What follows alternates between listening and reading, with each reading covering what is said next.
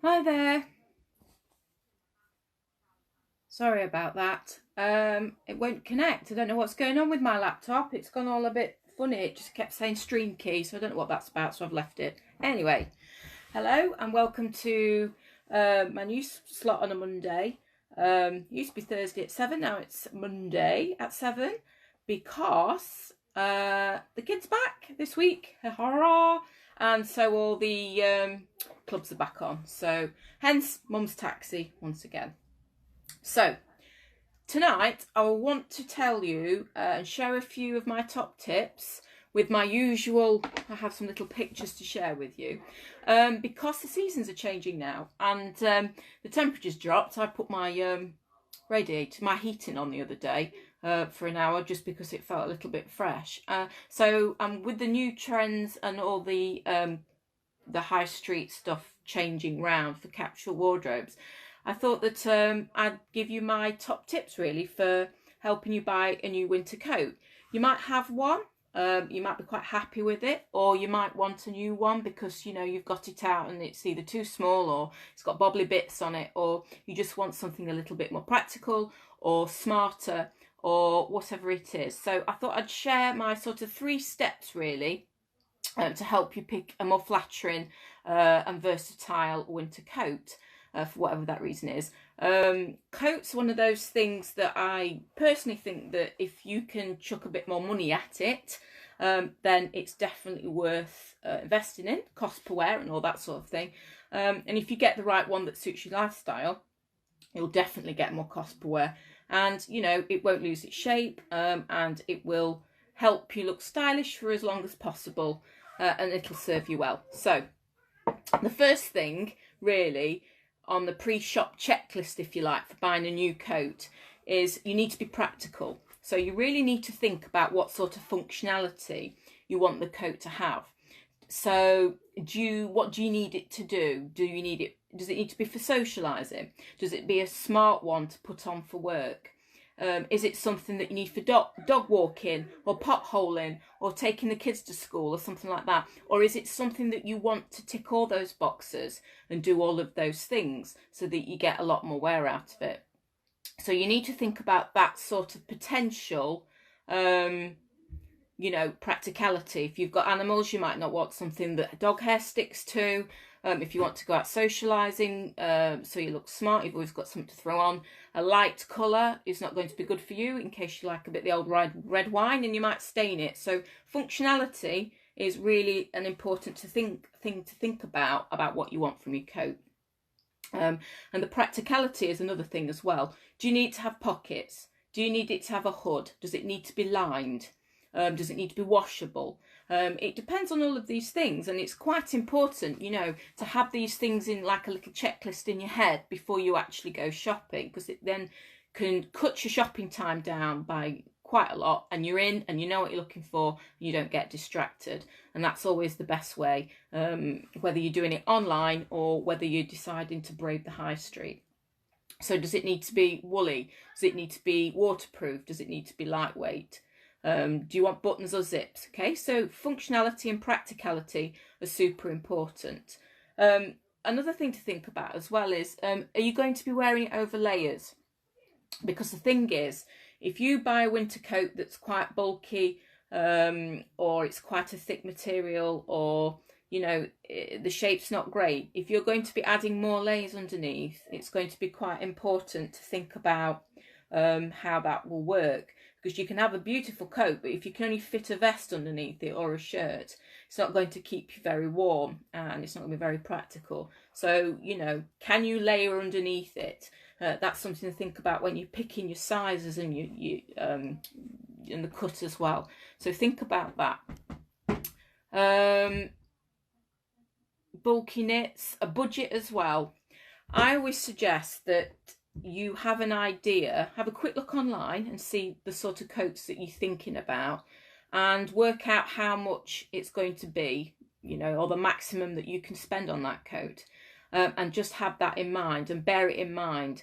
So if you can throw a bit more money at it, obviously you get a bit more flexibility. You're more likely to find a good coat. If you haven't got you know, a lot of money, or your budget's not so big, then that's when you really need to think about, you know, being practical, and go to the brands, you know, where you're more likely to be able to find the coat to fit your budget. Everybody has different budgets for different things, and that's totally fine. So you need to work with that, really. And I would always suggest, if you're going for one item, take cash, okay? Because you can easily go over budget if you're just using your card. I know at the moment people prefer to use card because it's better for COVID and stuff like that. But if you have an idea and you get that money out, you're not going to spend over that amount. So that's just a good little shopping tip that I sometimes give to clients. And, you know, you just get that cash out, then you won't spend any more than that if you're sticking to a strict budget.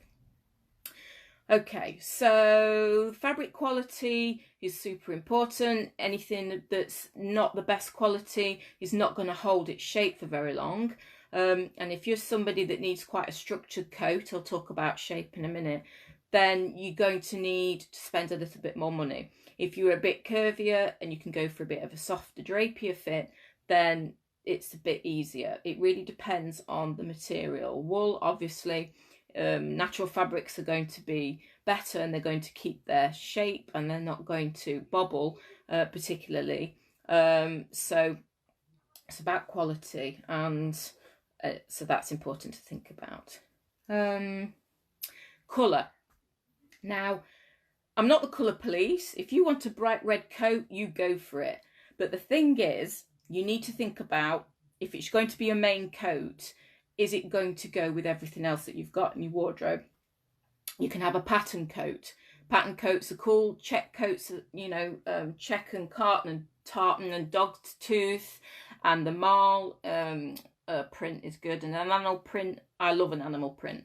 But you need to think about what you're wearing it with, because if you've got a lot of sort of checked trousers or long dresses or things like that, that's a print, you need to think about the coat that you're going to be wearing the most times with those clothes. So if your separates are quite plain, for work for instance, or if you're going out and you wear jeans quite a lot, then go for a pattern, because that will work really, really well. It's just these little things that you need to think about so that you will actually wear it as much as possible to get your money's worth. So I would normally say keep the colour a neutral one. So your navies, your greys, your beiges, your blacks, and your camels. Now this season, beige and camel and that sort of tan colour is on trend, and it's very popular. It's also very versatile, especially if you like a trench coat, because once again, trench coats are massive this season. But you know, it's sometimes good to think about your hair colour. You can match it to your hair colour, or you can think about your eye colour. And, you know, if you want to have a different colour, go for it, like I say, but do think about what else you're wearing it with. Because even if you just have a neutral coloured coat, you can always add pattern and colour in scarves and accessories and things like that. So if you want to be sensible, keep it a neutral colour. If you want a print, again, keep it a nice, neat print, unless, of course, you're a very dramatic personality, which is also wonderful. And you can go animal print, or you can go tartan or whatever that. But again, be careful think about what it is that you're going to be wearing it for most of the time. So darker colours is obviously a lot more practical because of stains and dog hairs and things like that. If you have children, like I kept very clear of camel coats for a very long time because of chocolate and jammy fingers and things like that. But you're welcome to go light and you're welcome to go bright. Just think about your environment, your practicality, and what you need it for. And darker is obviously, darker matte colours are obviously more streamlining. As we all know, black is streamlining. However, any dark matte colour also does the same thing. So look for coats in those, like a dark navy or dark greens or burgundies or things like that, and it will give you that colour confidence for that bit of streamline if you want it. So this season, I'm just trying to think. So red is massive, like I say, but I think a red coat is something that has becoming quite dramatic. So the colour red for this season, I would keep to dresses and separates and accessories, just so that it will pop with any colour. It looks nice with navy, as it does with green and things like that. So just, you know, don't go too crazy, but keep your personality, because that's really important. So what else have I got? So what styles? Right, so I've got some pictures here, because it depends. You've heard me talk about different shapes before. I don't really do fruit, because an apple, pear, banana, strawberry can be a bit confusing, especially when individual proportions are not necessarily relatable to the shapes. What I do, and what I was trained to do, was go for the hip to waist ratio. So if your waist goes noticeably in from your hips, then you are shaped. If you have less definition between your hips and your waist, and you're quite straight, so that's a straight body shape, and then the semi-straight is in between, so you've got a bit of a curve, bit of a waist, but not as obvious as a shaped. And knowing just this will help you pick out the right shape clothes that will flatter your natural curves and your lines, which is what we want at the end of the day. Because if you wear straight coats and you're quite curved and shaped, it actually just fills in the gap. So it actually just makes you look wider and straighter when actually you've got a curve. So coats that can help with curved shapes are this sort of style. Now this is kind of like a parka, but as you can see, there's like the drawstring in the middle, and what that helps you do is cinch it into your shape so that it's comfortable and not too tight. Okay, but it shows your shape, and that's quite like a parka, and it's quite a lightweight parka. So it's quite adjustable, and also that you can wear it over different layers, and it is super smart as well. So that's more like a social, going out or dog walking or things like that, or you could potentially wear that for work because it's quite neat. Okay, this style is also, so it's a smarter version, so it'd be for a work coat, and as you can see, it's a wrap style wool coat with a highish neck and a belt. So if you are quite shaped and you do go in the middle, then this sort of style works really well, and it's really elongating and it's really streamlining, but most importantly it fits your curves. That colour, that's a tobacco colour.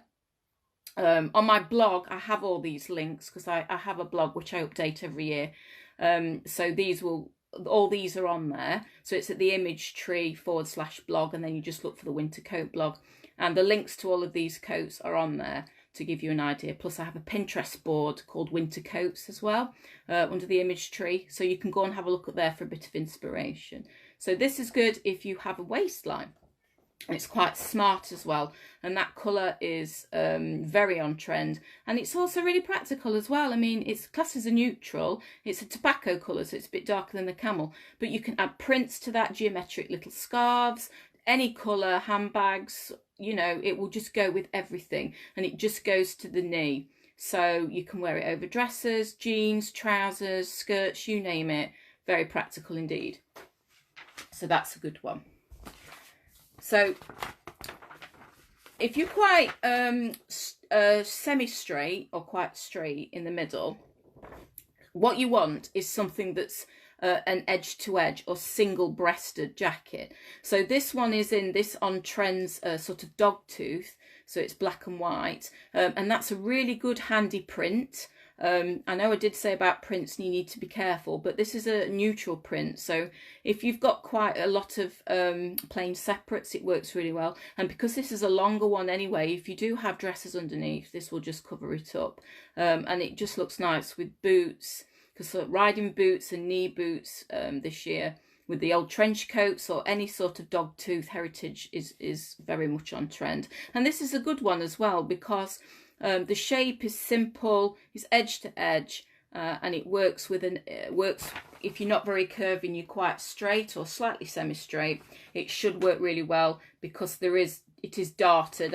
I did look on the website, so it would come in a little bit, but it would fit you well. It would be a good practical one. Keep you super warm as well. So the other one as well, so this is a navy one, but this is a long one, and this is just a funnel necked one, but this one has, you can't see it very well on here, but it's actually quite a straight linear one, but it sort of fastens from the side, so it goes over and gives a nice shape. So even if you are quite straight or quite shaped or semi-fitted, this one would work really well. The only problem with high necks when you've got coats done up right to the top is if you are quite generously breasted, sometimes you might have problems and they get a bit squished in, so you can't always get a good fit. So it's worth trying them on and just finding the different styles. If you are quite big breasted and you've got a bit of a shape, then a double breasted is the best option, because that just allows for the movement around the chest area, and you'll get a good fit, because the double buttons, you're kind of doing the wrap effect like you would with a dress, and you'll get a much better fit with that style. And that one's a lot shorter, so that one looks, you know, that one's a good one. It is beige, but they do it in different colours, and that would work with lots of different things. Jeans, dresses, skirts, outdoors, indoors, work, you know, it'd be a good thing to have a go at. So yeah, so they're important things to think about. And also the other thing that you need to think about, just checking my notes here just to make sure I've not forgotten anything, is I'm just trying to think. Oh yeah, so you need to look out for pockets as well. So you can get coats, I don't think I've got any on here. You can get coats that've got like inlaid pockets that sit quite flat. These ones here, as you can see, they sit quite high up and they are quite flat. But if you've got anything like that in a longer coat, and if you're quite shapely on your hips, it's good to have a flatter pocket, otherwise it distorts your shape. And any pockets around the chest area as well can add emphasis. So if you don't want any emphasis around that area, keep it nice and plain. And just think about your fit, your colour, and what you want it for. And that should really help. If there's any more things you want to ask me, pop it in the comments, or you can check it out on the blog. I've got images on there, and it goes into a bit more detail. But you know, think about the length of your coat and how long you want it. If you're quite a petite person, under 5'2", then I would stay clear of obviously floor length coats and maxi coats. You could potentially do a midi, but I would go to sort of the knee, because otherwise it can impede your height and actually make you look shorter. So if you want to add more height to yourself, then go shorter with your coats and your jackets. Don't go too tight. Don't go too baggy. This is for everybody. Just try and get the right fit, and don't worry too much about what the size the label says inside. They are just there as a guide. Nobody else is going to know. If it bothers you, just cut the tag out. What we want is a good fit, so nothing too big and nothing too baggy. And just watch your seams on the tops of your shoulders, because what we don't want them is down here, because then that will just drag your shoulder down. And the seam up here, which is too high, will just give you, it just won't fit round the back. So what you want is the seam on the knobble of the top of your arm from your coat, and that should give you a better fit. Okay, so I hope that's helped a little bit. There is quite a lot because it's down to the individual, but there's 3 things to think about, those sections that I covered. And again, please visit my blog on the image tree for the winter coat buying guide, and there's a few more tips on there. Okay, so thanks for joining me. I finally got there in the end, and I will see you this time next week. Okay, bye for now.